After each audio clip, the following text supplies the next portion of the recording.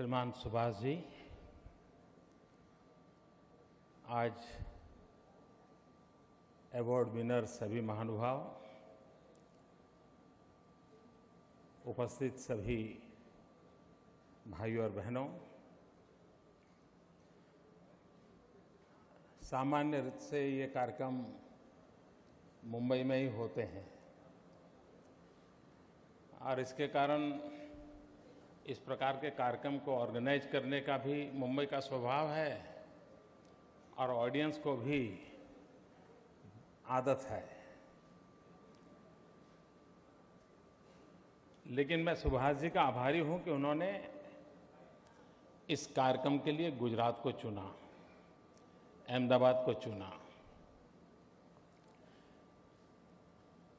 अगर एक बार आप अहमदाबाद में सफल हो गए तो फिर आपकी गाड़ी कहीं रुकती नहीं है।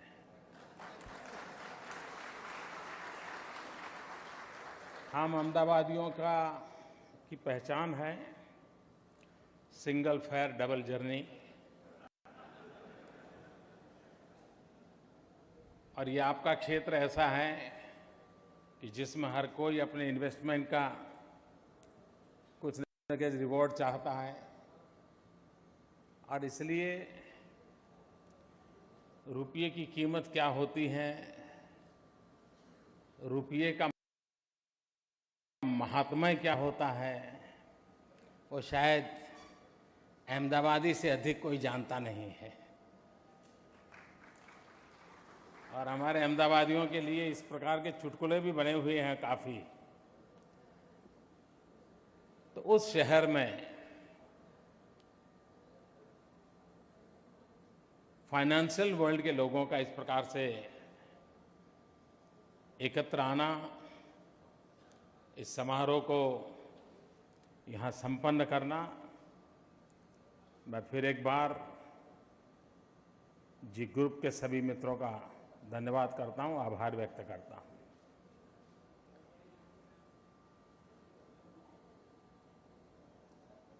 आप लोग इस विषय के काफ़ी जानकार भी हैं और चिंतित भी हैं। अगर फाइनेंशियल मार्केट बहुत तेजी में होता तो शायद आज के समारोह में तालियां भी ज़्यादा बजती, लेकिन मैं देख रहा हूं मुश्किल से तालियां बज रही हैं और उसका मूल कारण मार्केट की स्थिति है। अगर मार्केट की स्थिति अच्छी होती तो शायद आप भी बड़े उमंग से भरे हुए होते, और मार्केट की स्थिति अच्छी नहीं है। इसके लिए आप सुबह शाम एनालिसिस करते होंगे, आप सोचते भी होंगे यार कुछ भी हो इस स्थिति से बाहर निकले, ये आपके सब में मन में चलता होगा। ये बात सही है कि देश की आर्थिक स्थिति बहुत ही चिंताजनक है। किसी भी देश के जीवन में उतार चढ़ाव तो आते हैं, कभी अच्छी स्थिति भी आती है, कभी बुरे दिन भी आते हैं, कभी हम टॉप पर भी होते हैं तो कभी लो पर भी पहुंच जाते हैं। लेकिन नीति निर्धारक जब आत्मविश्वास खो चुके होते हैं, they have lost their confidence, वो निर्णय नहीं कर सकते हैं। उन्होंने निर्णय करने का सामर्थ्य खो दिया है। कभी कभी देश में चर्चा होती है कि चुनाव बहुत जल्दी आ जाएंगे,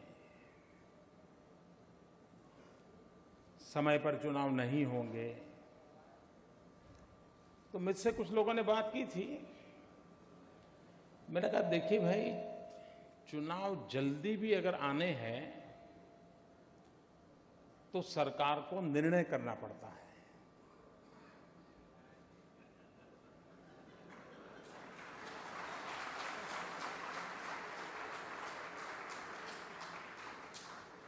जो 9 साल में कोई निर्णय नहीं कर पाए, वो निर्णय कैसे कर सकते हैं जी? तो आप मान के चलिए कि मजबूरन स्थितियां जहां जाएगी जाएगी, कोई ले जाने वाला नहीं है, कोई दिशा तय करने वाला नहीं है, कोई निर्णय करने वाला नहीं। और 125 करोड़ का देश इस स्थिति में जब होता है, तब हर प्रकार के संकट अपने आप बढ़ते चले जाते हैं। अब आज देखिए आप, रुपये की कीमत जिस तेजी से गिर रही है, और कभी-कभी तो लगता है कि दिल्ली सरकार और रुपये के बीच में कंपटीशन चल रहा है।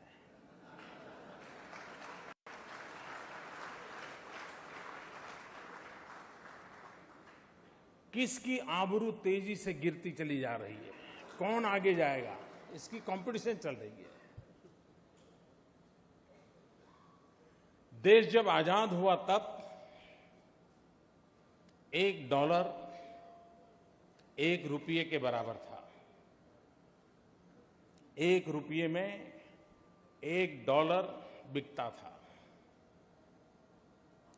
जब अटल जी की सरकार थी, अटल जी जब पहली बार सरकार बनाई, तब तक मामला पहुंच गया था 42 रुपीस तक।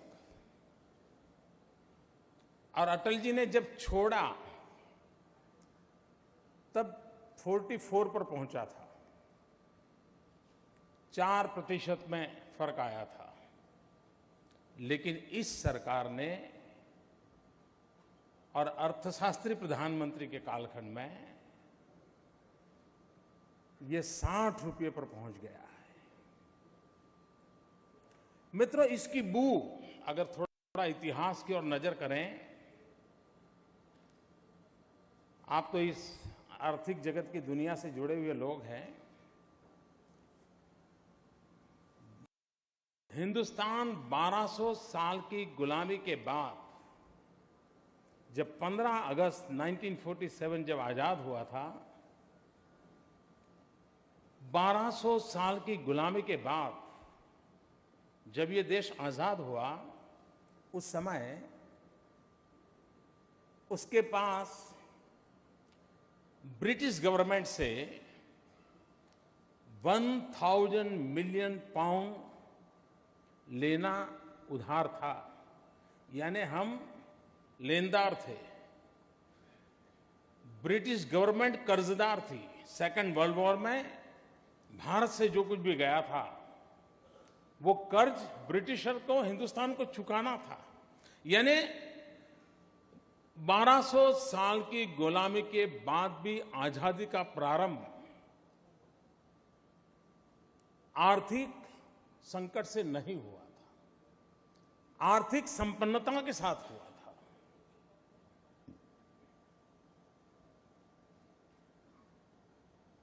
इतना ही नहीं, विदेशों से कर्ज लेने का प्रारंभ पंडित नेहरू ने किया। आजादी के कुछ ही समय में फर्स्ट 5 ईयर प्लान आया, विदेशों से कर्ज लेना शुरू किया। और तब वर्ल्ड बैंक का स्वतंत्र रूप नहीं था, अमेरिकन गवर्नमेंट की इच्छा से चलती थी। और उस समय पंडित नेहरू के जमाने में पहली बार कर्ज लिया गया। आज जरूरत है उस बात को समझने की कि जब वो पहली बार कर्ज लिया गया, उसमें दो शर्त थी। आज हम डॉलर हमारा 60 रुपये पर क्यों बिकता है, उसका जवाब वहां मिलता है। 2 शर्त थी। एक शर्त ये थी कि वो जो अमेरिका ने पैसे दिए हैं, उन पैसों का उपयोग हिंदुस्तान के जो रिसर्च स्कॉलर हैं, उन स्कॉलर को अमेरिका में पढ़ने के लिए, जाने के लिए स्कॉलरशिप के रूप में वो रुपये खर्च होंगे। अब देखिए कितना बुद्धिमानी का काम अमेरिका ने किया। अमेरिका जो चुने वो स्कॉलर पढ़ेंगे कहां? अमेरिका में। पैसे कौन से? तो अमेरिका ने जो कर्ज में दिए हैं वो पैसे। मतलब हिंदुस्तान, आजाद हिंदुस्तान की पहली स्कॉलर पीढ़ी जो तैयार हो वो अमेरिका की छाया वाली तैयार हो, ताकि वो गीत अमेरिका के गाएं। इस प्रकार का पहला प्रयास हुआ। और दूसरा निर्णय किया था कि ये रुपये तब देंगे कि जब आप रुपये की कीमत कम करोगे। और उस लोन लेने के कारण पंडित नेहरू के समय में पहली बार रुपये की ताकत कम हुई और वो सिलसिला चलता रहा। मित्रों, कोई भी देश गलत नीतियों के कारण जाकर के कहां गिरता है उसका हम अंदाज कर सकते हैं। मित्रों, मैं आज भी मानता हूं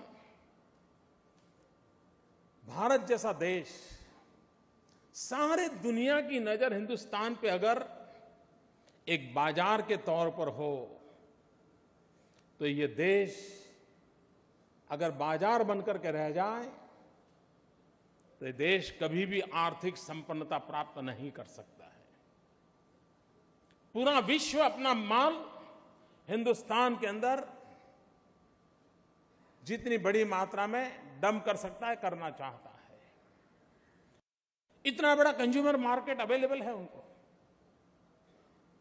अगर ये सिलसिला चलता रहा और देश का इंपोर्ट बढ़ता ही गया तो पता नहीं देश की आर्थिक स्थिति कहां जाकर के रुकेगी। मित्रों, आज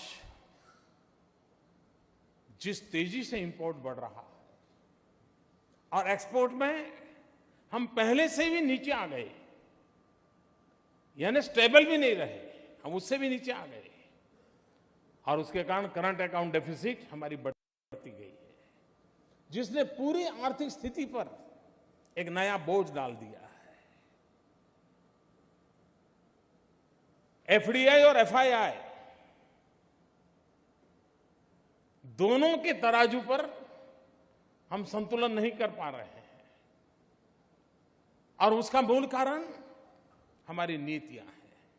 लोग कहते हैं एफडीआई नहीं आ रहा है, फॉरेन डायरेक्ट इन्वेस्टमेंट नहीं आ रहा है। क्यों नहीं आ रहा है? कोई भी व्यक्ति हिंदुस्तान के अंदर धन तब लगाता है जब उसको अपने पूंजी की सिक्योरिटी महसूस हो, उसको लगे हाँ मैं इतना लगाता हूं, मुझे प्रॉफिट मिलेगा, मुझे गुड गवर्नेंस की अनुभूति हुई, मुझे एफिशिएंट गवर्नेंस मिलेगा, सिंगल विंडो मुझे क्लियरेंस मिलेगा, तो वो हिम्मत करेगा। लेकिन अगर पॉलिसी पैरालिसिस है तो दुनिया में कितनी उसकी आवश्यकता होगी, लेकिन वो हिंदुस्तान की तरफ मुंह नहीं देखेगा। और अगर हमारे यहां फॉरेन डायरेक्ट इन्वेस्टमेंट नहीं आता है, अगर हम मैन्युफैक्चरिंग सेक्टर में दुर्बल होते चले जा रहे हैं और तब हम जाकर के या तो इंपोर्ट करते हैं, एक्सपोर्ट करने के दरवाजे बंद हो जाते हैं, आर्थिक स्थिति और लुढ़कती चली जा रही है। मतलब हम स्टॉक मार्केट की दुनिया से जुड़े हुए लोग हैं। अगर हम तीन चीजों को बैलेंस रूप से आगे न बढ़ाए सरकार, तो मैं मानता हूं कि किसी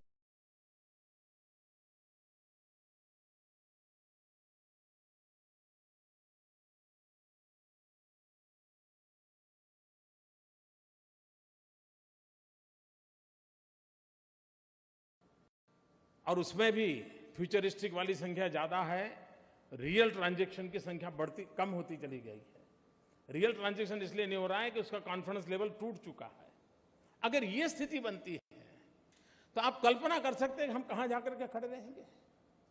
और इसलिए स्टॉक मार्केट के में भी एक जो रिटेल का क्षेत्र है, दूसरा इंस्टीट्यूशनल इन्वेस्टमेंट है और तीसरा एफआईआई का है, ये तीनों का इक्वल बैलेंस होना चाहिए।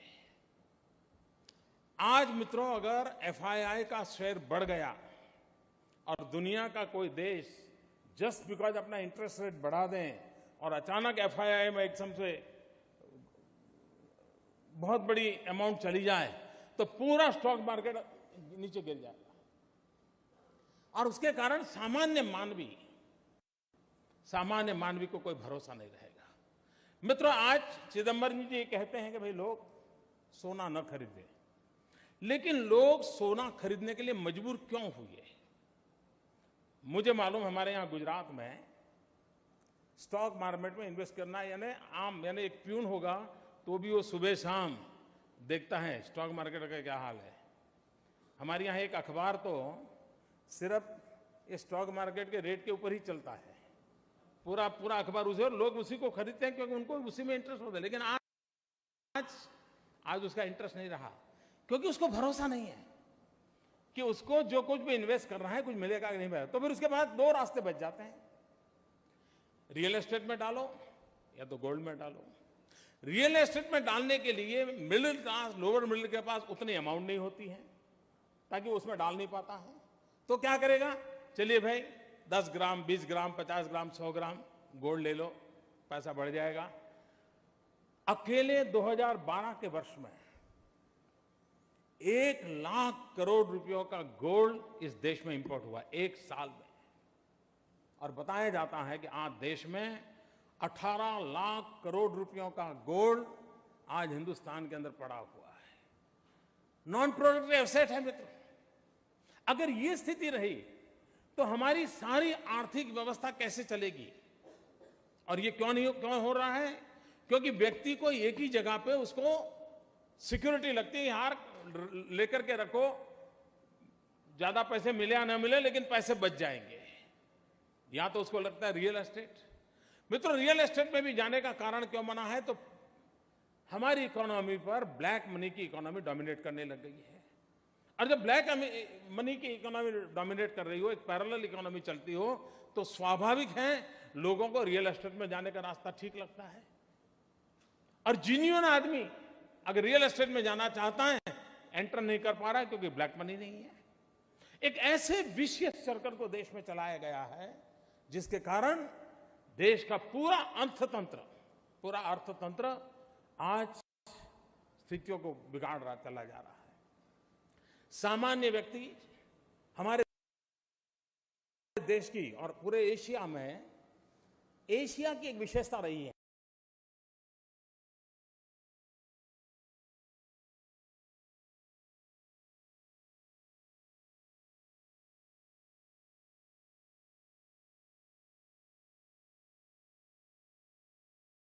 हमारे यहां बचत करना, पैसे बचाना, और उसमें महिलाओं का बहुत बड़ा रोल रहता है।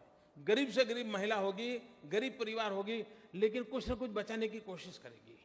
मित्रों, ये सेविंग का जो स्वभाव है उसको वो पहले स्टॉक मार्केट के अंदर इन्वेस्ट करता था, उसके कारण हमारी इकोनॉमी को एक बहुत बड़ा पुश मिलता था, ड्राइविंग फोर्स बन जाता था।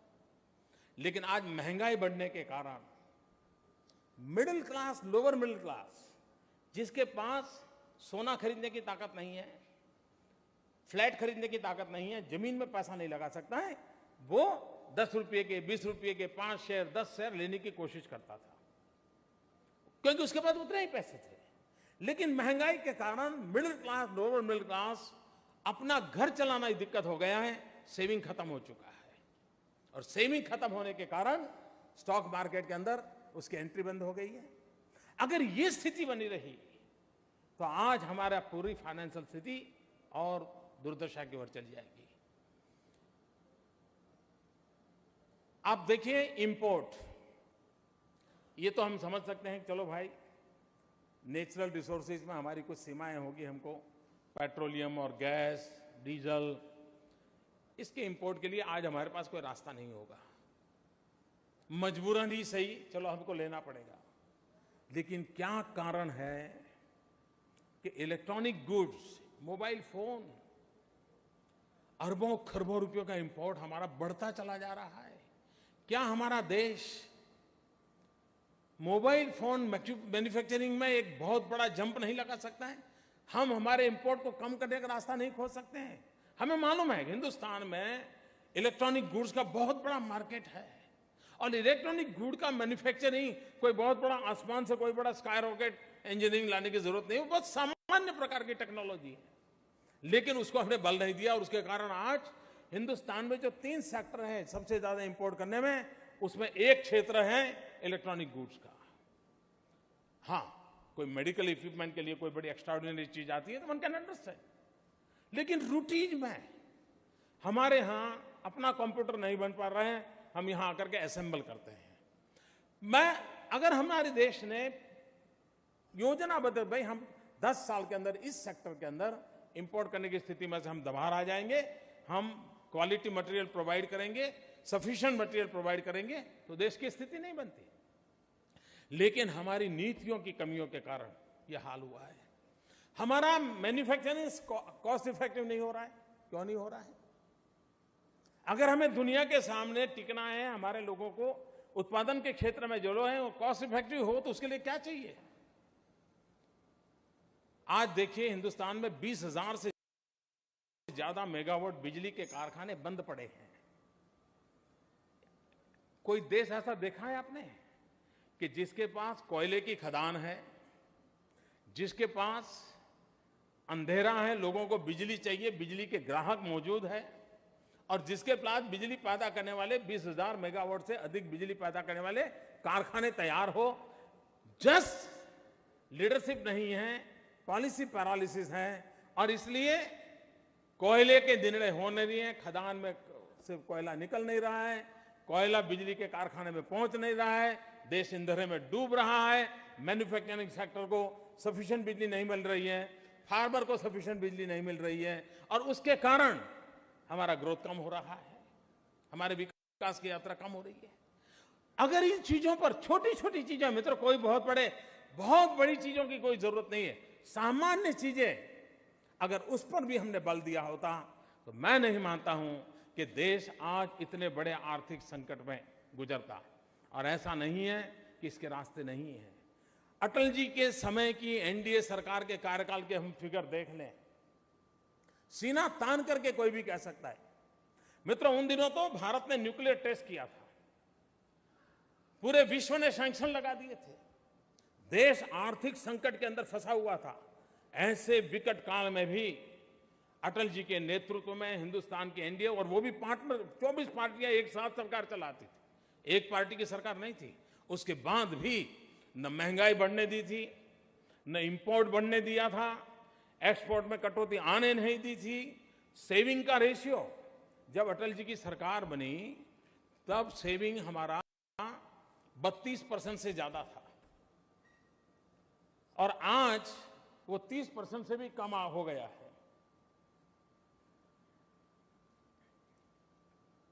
आज वो 30% से भी कम हो गया है। कोई भी पैरामीटर ले लीजिए,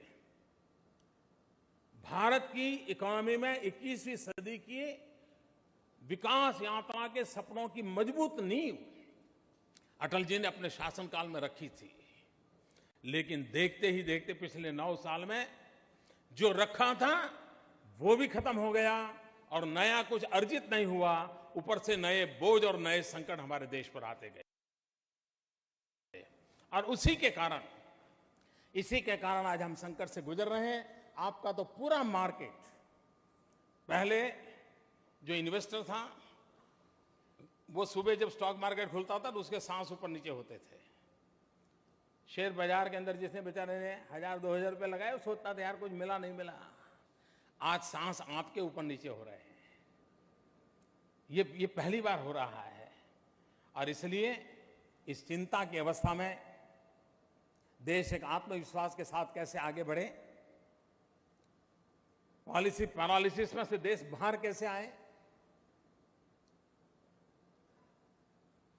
प्रधानमंत्री ने कहा था पैसे पेड़ पे नहीं उगते हैं। प्रधानमंत्री जी, आपके अर्थशास्त्र में पैसे पेड़ पर उगते हो या न उगते हो, हम गुजरातियों की समझ है, हम मानते हैं पैसे खेत में भी उगते हैं, पैसे कारखाने में भी उगते हैं, पैसे मजदूर के पसीने से भी उग सकते हैं। आवश्यकता है सही नेतृत्व देकर के स्थितियों को बदला जा सकता है। हिंदुस्तान का किसान खेत में मजदूरी करता है, वो पैसे उगाता है, एक मजदूर फैक्ट्री में मेहनत करता है, वो पैसे उगाता है, और तभी तो देश की तिजोरी भरती है, और तभी तो देश चलता है। ये जो निराशा का माहौल है, उससे देश को बाहर लाया जा सकता है। मित्रों, गुजरात एक्सपीरियंस से मैं कहता हूं कि निराशा की गर्त में डूबे रहने का कोई कारण नहीं है। जब मैं पहली बार मुख्यमंत्री के रूप में आया, मेरे यहाँ रेवेन्यू डेफिसिट 6,700 करोड़ रुपीस थी। आज हम रेवेन्यू सरप्लस है। मित्रों, हो सकता है। हमारे पीएसयूज, हमारा इलेक्ट्रिसिटी कंपनी, हमारी इलेक्ट्रिसिटी कंपनी 2,500 करोड़ रुपए का लॉस करती थी ईयरली। आज मित्रों वो प्रॉफिट करती हैं, और हम 24 घंटे बिजली देते हैं और टैरिफ नहीं बढ़ाते हैं।